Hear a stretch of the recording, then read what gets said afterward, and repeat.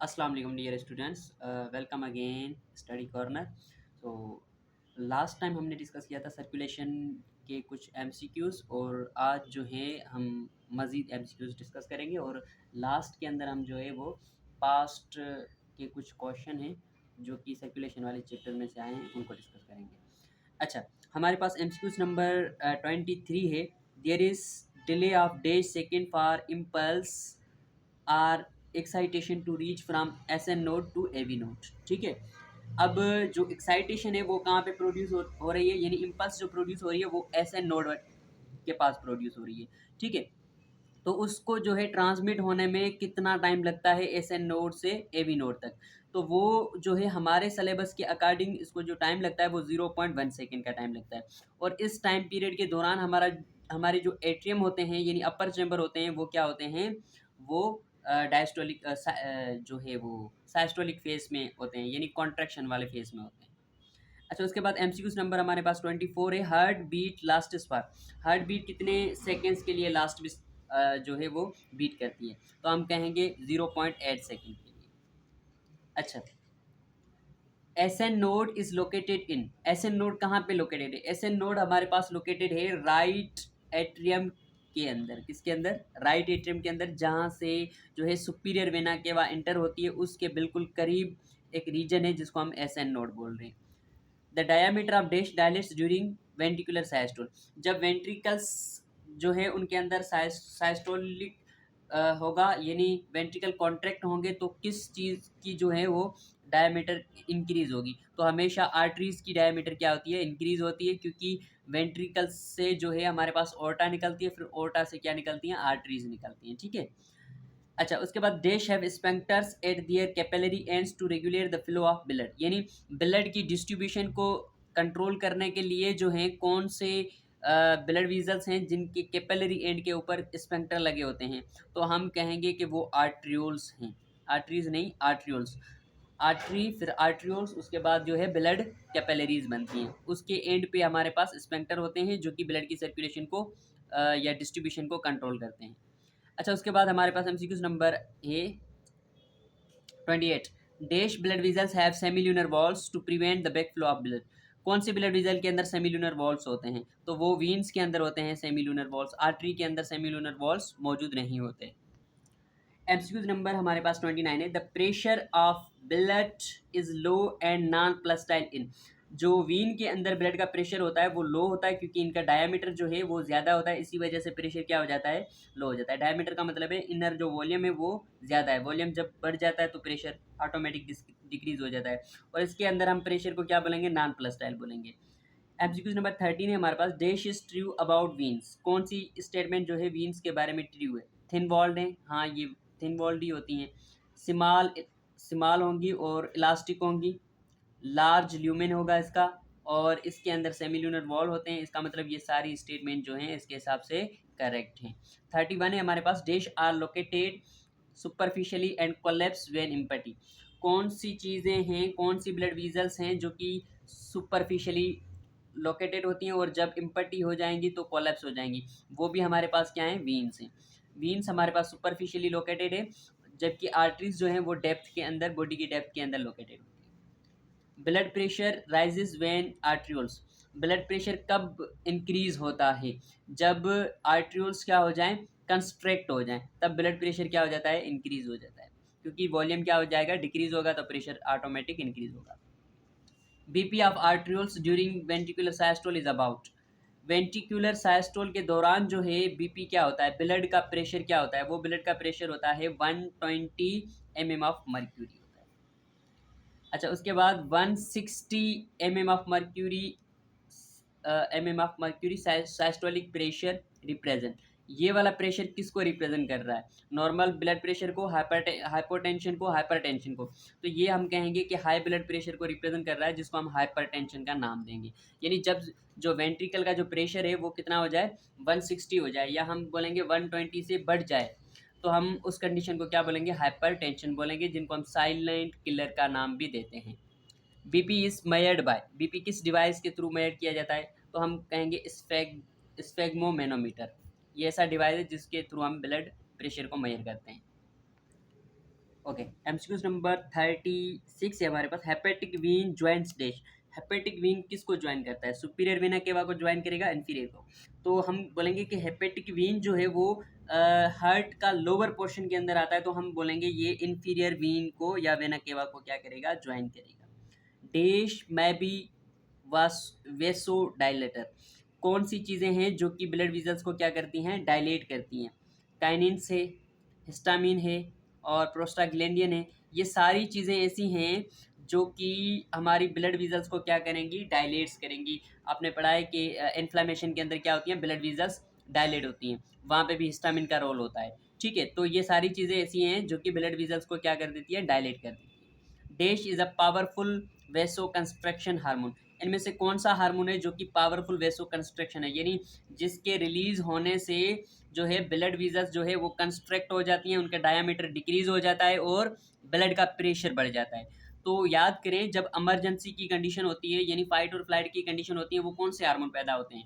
तो वो तब पैदा होते हैं एपिनेफ्रॉन और नॉरएपिनेफ्रॉन। तो हम बोलेंगे इनमें से ये हार्मोन ऐसा है जो कि पावरफुल वेसो कंस्ट्रक्शन हार्मोन है, यानी ये जल्दी क्या करेगा? ब्लड वेसल्स को कॉन्स्ट्रक्ट कर देगा। इसी वजह से जो है ब्लड का प्रेशर इंक्रीज हो जाएगा और यही बेसिकली होता है इमरजेंसी या फाइट और फ्लाइट कंडीशंस के अंदर।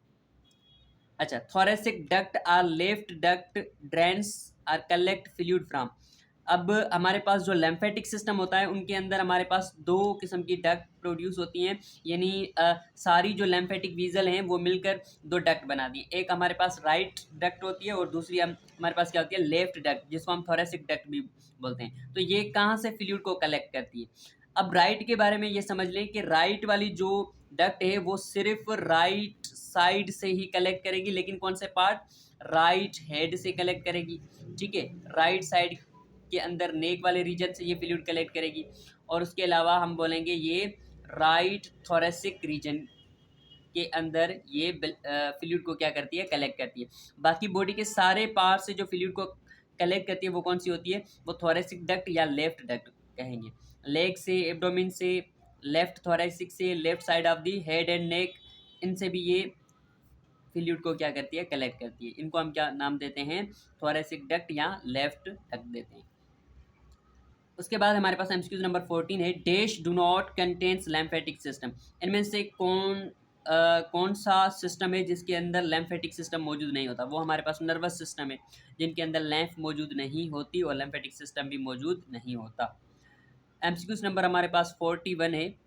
Lacteals are actually dash and found in dash. Lacteals क्या है? लेक्टियल्स बेसिकली हम बोलेंगे लैम्फ वीजल्स हैं, या हम लैम्फ कैपिलरी बोलेंगे, जो कि स्मॉल इंटेस्टाइन के अंदर मौजूद होती हैं। तो ब्लड कैपिलरी स्मॉल इंटेस्टाइन ये नहीं होगा, लैम्फ कैपिलरी पहले जो है वो इसमें आएगा, और दूसरा जो है हमारे पास क्या है? स्मॉल इंटेस्टाइन है। तो हम कहेंगे ऑप्शन नंबर बी क्या है? करेक्ट। ओके, एमसीक्यूज नंबर 42 है। Dash are the sites of the differentiation of B cells into antibody secreting cells. इनमें से कौन सा रीजन है जहाँ पे बी सेल जो है डिफरेंशिएट हो जाते हैं एंटीबॉडी सीक्रेटिंग सेल्स के अंदर? तो हम कहेंगे कि ये जो है लैम्फ नोड है, यहाँ पे जो है बी सेल एक्चुअली में क्या बन जाते हैं? एंटीबॉडी सीक्रेटिंग सेल्स, या हम जिसको समटाइम्स प्लाज्मा सेल का भी नाम देते हैं। Dash is considered as silent killer. मैंने अभी भी बताया कि हाइपरटेंशन को हम क्या बोलते हैं? साइलेंट किलर का नाम देते हैं। Circulatory system in grass hopper, ये क्वेश्चन आया है 2004 के अंदर कि ग्रास हॉपर के अंदर कौन सा सिस्टम मौजूद होता है? हेमी ओपन से ओपन टाइप है, क्लोज्ड टाइप है, हेमी क्लोज टाइप है। तो हेमी वाला सीन होता ही नहीं है, या ओपन टाइप होगा या तो क्लोज टाइप होगा। ठीक है, तो हम बोलेंगे कि ग्रास हॉपर के अंदर ओपन टाइप सर्कुलेटरी सिस्टम मौजूद होता है। एमसीक्यू नंबर 45 है हमारे पास। Animal with open circulatory system, इससे ही रिलेटेड है, जो कि 2005 के अंदर आया है। Cockroach, frog, snake, duck, bleed, platypus, ये हमारे पास एक किस्म का जो है वो मेमल है। अच्छा, अब इनमें से कौन सा एनिमल है जिसके अंदर ओपन सर्कुलेटरी सिस्टम है? वो अगेन हम कहेंगे कि इंसेक्ट जो है इनके अंदर ओपन टाइप सर्कुलेटरी सिस्टम मौजूद होता है। अच्छा, उसके बाद हमारे पास एमसीक्यूज नंबर है 46। Following are characteristic of arteries except. इनमें से कौन सी प्रॉपर्टी आर्टरीज की हैं सिवाय? हम कहेंगे कि सारी प्रॉपर्टीज आर्टरीज की होंगी, एक प्रॉपर्टी ऐसी है जो कि आर्टरीज की नहीं होगी। 2007 के अंदर ये क्वेश्चन आया हमारा एमडीके के अंदर। दे आर डीप, सही है। आर्टरीज क्या होती हैं? डीप सेटेड होती हैं, बॉडी के डीप के अंदर, डेप्थ के अंदर प्रेजेंट होती हैं। डोंट हैव वॉल्स, इनके अंदर सेमील्यूनर वॉल्स मौजूद नहीं होते। दे हैव नैरो ल्यूमेन, ये बात भी सही है, नैरो ल्यूमेन की वजह से इनके अंदर प्रेशर ज़्यादा होता है। और दे हैव थिन वॉल, ये थिन वॉल नहीं होती, इनके जो वॉल होते हैं वो क्या होते हैं? थिक होते हैं, ज़्यादा मसल्स मौजूद होते हैं ताकि ज़्यादा कॉन्ट्रैक्शन हो और ज़्यादा प्रेशर से ब्लड क्या करे? फ्लो करे। तो हम बोलेंगे ये सारी स्टेटमेंट करेक्ट हैं। इसके अलावा एमसीक्यूज नंबर हमारे पास है 47। Tissue fluid do not contains, tissue fluid के अंदर कौन सी चीज़ मौजूद नहीं होती? 2008 के अंदर ये हमारा सवाल आया है। अब हमने पढ़ा था कि भाई जब ब्लड कैपिलरीज का जो स्टेज है यहाँ पे सारी चीज़ें क्या हो जाती हैं? एक्सचेंज हो जाती हैं, निकल जाती हैं ब्लड वीजल से, लेकिन दो चीज़ें नहीं निकलती, वो होती हैं ब्लड के सेल, और सेल भी कौन से? आरबीसीज वाले। बाकी डब्ल्यूबीसी वाले सेल भी स्किप कर जाते हैं ब्लड कैपिलरी से, क्योंकि उनको पैथोजन को किल करना है, तो वो भी स्किप हो जाएंगे, ठीक है। लेकिन आरबीसीज ब्लड कैपिलरीज के अंदर ही रहेंगी, और उसके अलावा ब्लड की जो प्लाज्मा प्रोटीन है वो अंदर रहेगी। बाकी सारी चीज़ें जो है वो बाहर निकल जाती हैं, और बाहर निकलने के बाद हम उनको टिश्यू फ्लूइड भी कह सकते हैं। तो टिश्यू फ्लूइड के अंदर कौन सी चीज़ मौजूद नहीं होगी? ये भी मौजूद हो सकता है, ग्लूकोज भी होगा, अमीनो एसिड भी होगा। फाइब्रोनोजिन जो प्रोटीन है ये ब्लड को क्लॉट करने वाला प्रोटीन है, यानी प्लाज्मा प्रोटीन है, तो हम कहेंगे कि ये बाहर जो है वो नहीं स्किप करता, तो इसका मतलब ये टिश्यू फ्लूइड के अंदर मौजूद नहीं होगा। एमसीक्यूज नंबर हमारे पास है 48। The massive accumulation of blood within a tissue is called as, यानी ब्लड विजल्स के अंदर जो है एक किस्म की एक्यूमुलेशन हो जाती है, मटेरियल जमा हो जाता है, ब्लॉकेज हो जाता है, उस कंडीशन को हम क्या नाम देंगे? ठीक है, सॉरी, ब्लड के अंदर नहीं, बल्कि मतलब जब ब्लड की विजल्स ब्रेक होती है तो वहाँ पे कहीं पे ब्लड जो है वो क्या हो जाता है? क्लोट हो जाता है। इस चीज़ को हम क्या बोलेंगे? इस चीज़ को हम बोलेंगे जो है हेमाटोमा बोलेंगे, हेमाटोमा। अच्छा, एमसीक्यूज हमारे पास 49 है जो कि 2012 में आया है। Which valve action result from an increase in pressure in the ventricles of the heart, ठीक है। अब इस सवाल को हमें समझना है कि कौन से वाल के ऊपर एक्शन होता है और कौन सा एक्शन होता है जब वेंट्रिकल्स के अंदर क्या होता है? प्रेशर इंक्रीज होता है। यानी अब देखें, हार्ट, ये हमारे पास क्या है? हार्ट के 4 चैम्बर हैं, ठीक है। हार्ट के 4 चैम्बर के अंदर ये हमारे पास क्या है? लेफ्ट वेंट्रिकल है। हमने पढ़ा है कि लेफ्ट वेंट्रिकल जब फिल हो जाता है तो वो क्या करता है? लेफ्ट वेंट्रिकल के फिल होने की वजह से सेमील्यूनर यहाँ पे जो वॉल होते हैं उनके ऊपर क्या होता है? प्रेशर क्रिएट होता है। या हमारे पास ये राइट वेंट्रिकल है, ये भी अगर फिल हो जाएगा तो इसके जो सेमील्यूनर वॉल हैं यहाँ पे प्रेशर क्या होगा? क्रिएट होगा, और उसी प्रेशर की वजह से ये क्या हो जाते हैं? ओपन हो जाते हैं।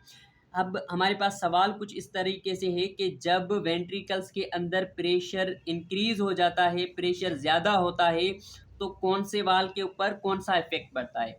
सेमील्यूनर वाल क्लोज होंगे या ओपन होंगे? बाइकस्पिड वाल ओपन होंगे या ट्राइकस्पिड वाल ओपन होंगे? क्या एक्शन क्या होगा? तो हमें पता है जब प्रेशर इंक्रीज होता है तो ये ब्लड जो है इस तरफ फ्लो करने की कोशिश करता है, और इसी वजह से सेमील्यूनर वाल क्या हो जाते हैं? ओपन हो जाते हैं, और ब्लड जो है राइट से कहाँ पे जाता है? लंग्स के अंदर जाता है, लेफ्ट वेंट्रिकल से जाता है पूरी बॉडी के अंदर, यानी सिस्टमेटिक सर्कुलेशन के अंदर। तो हम इसका जवाब क्या कंसिडर करेंगे कि the opening of semilunar valve.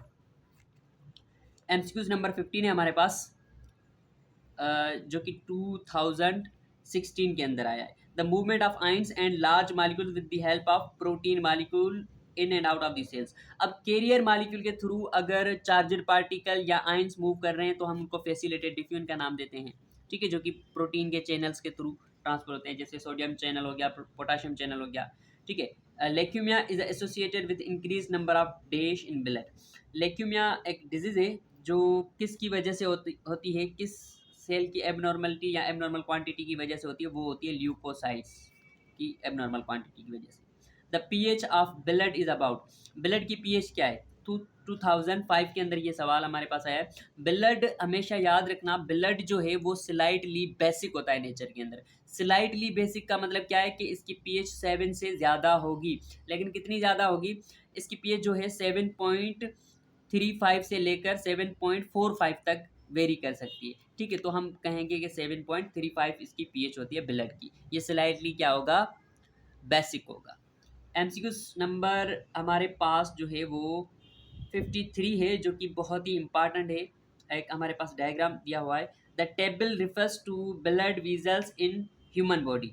इनमें से हमें देखना है कि पी, क्यू, आर और एस ये किस गैप को फिल करेंगे और ये किस चीज़ को रिप्रेजेंट कर रहे हैं। ये 2015 के अंदर हमारे पास सवाल आया।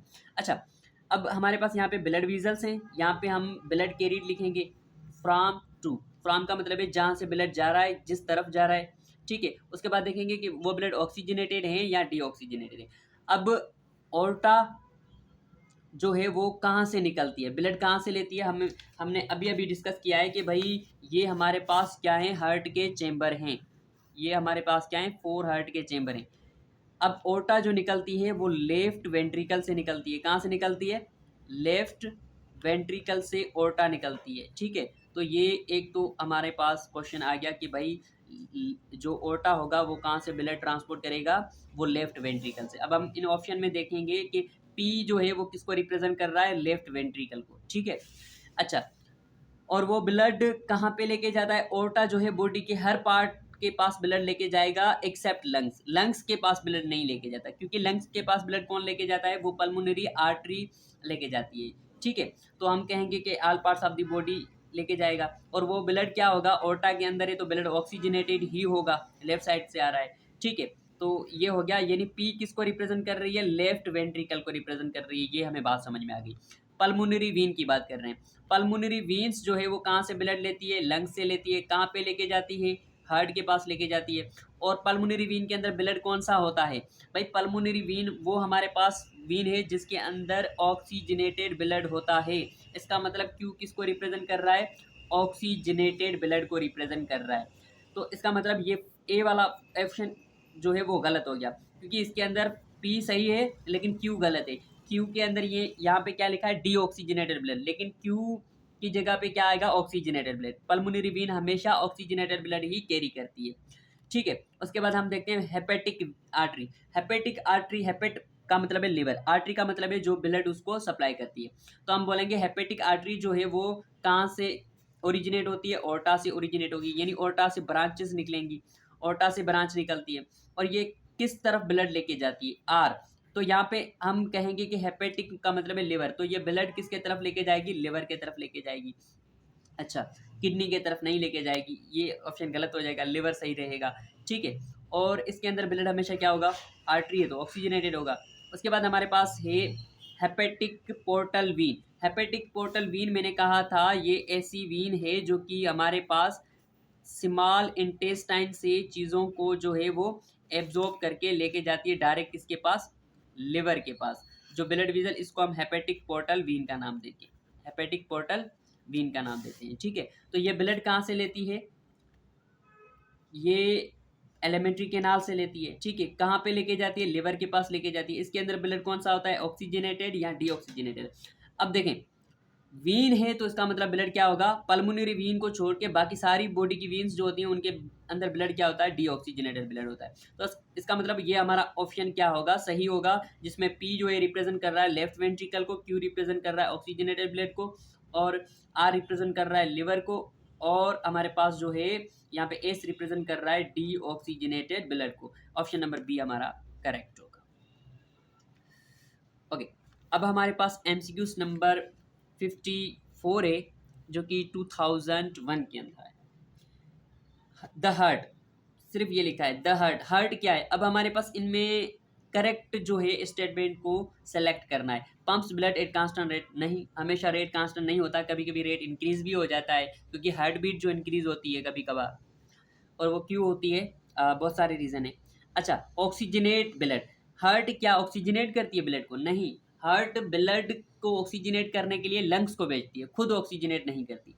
उसके बाद हमारे पास है dash is under some amount of voluntary control, यानी हार्ट जो है ये वॉलेंट्री कंट्रोल के अंदर भी होती है, नहीं, कभी भी दिल हमारे कंट्रोल में नहीं रहती, ठीक है। इसका मतलब ये स्टेटमेंट भी इनकरेक्ट है। Dash is stimulated by, sorry, dash नहीं, heart is stimulated by S N node, ये बात हमारे पास सही है, तो हम कहेंगे कि ये स्टेटमेंट सही है। 55 है हमारे पास, dash have incomplete double circuit. Double circuit का मतलब क्या है कि जब ब्लड जो है हार्ट से 2 मर्तबा पास हो, एक मर्तबा ऑक्सीजनेटेड डीऑक्सीजनेटेड, दूसरी मर्तबा जो है ऑक्सीजनेटेड, तो हम उसको क्या बोलेंगे, डबल सर्किट बोलेंगे। तो कुछ ऑर्गेनिज्म ऐसे होते हैं जिनके अंदर इनकम्प्लीट डबल सर्किट होता है, इसका मतलब उसका ऑक्सीजनेटेड ब्लड और डीऑक्सीजनेटेड ब्लड क्या होता है, मिक्सअप हो जाता है। तो वो किसके अंदर मिक्स होता है, तो याद रखें वो उन ऑर्गेनिज्म के अंदर मिक्स होगा जिनके अंदर 3 चैम्बर वाली क्या होगी, हार्ट होगी, उनके अंदर ब्लड क्या हो जाता है, मिक्स हो जाता है। अब हमारे पास मेमल्स हैं, इनके पास 4 चैम्बर वाली हार्ट है, इनके पास भी 4 चैम्बर वाली हार्ट है। और ये हमारे पास जो रेप्टाइल्स होते हैं और एम्फीबिया होते हैं, इनके अंदर 3 चैम्बर यानी ट्राई चैम्बर्ड हार्ट होती है। तो इसका मतलब इनके अंदर जो है इनकम्प्लीट डबल सर्किट होता है। और बाकी फिशेस की बात करें तो इनके अंदर होते ही 2 चैम्बर हैं, तो इनके अंदर डबल सर्किट होता ही नहीं है, इनके अंदर क्या होता है, सिंगल सर्किट होता है। तो हमारे पास रेप्टाइल्स होगा और दूसरे एम्फीबिया हो जाएंगे। तो आज हमने इम्पॉर्टेंट एमसीक्यूज डिस्कस किए हैं और नेक्स्ट लेक्चर के अंदर इंशाल्लाह हम इंटर के एमसीक्यूज डिस्कस करेंगे।